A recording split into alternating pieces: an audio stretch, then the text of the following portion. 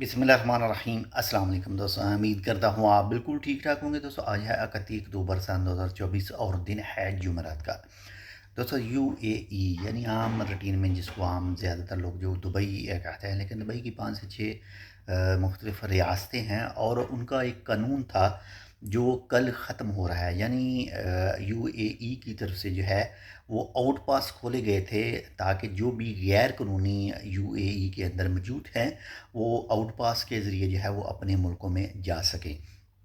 तो उसकी जो डेट थी वो 31 अक्टूबर 2024 तक थी।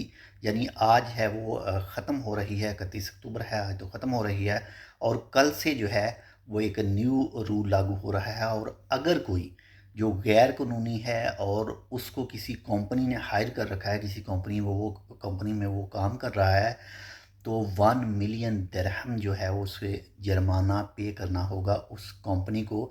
जो गैर कानूनी ओमान के अंदर नफ़र मौजूद है, आदमी मौजूद है यूएई के अंदर, ओमान में नहीं, यूएई के अंदर जो गैर कानूनी तौर पर मौजूद है और उसको कोई कंपनी काम देती है, तो उस कंपनी को जो है 1 दिरहम यानी 1 मिलियन दिरहम जो है वो फ़ाइन पे करना पड़ेगा, क्योंकि 1 नवंबर से जो है वो मुख्तलिफ़ कंपनियों की चेकिंग वगैरह की जाएगी और जो भी कानून की ख़िलाफ़ वर्जी करेगा तो उसके ख़िलाफ़ जो है वो काफ़ी ज़्यादा सख्त एक्शन लिया जाएगा।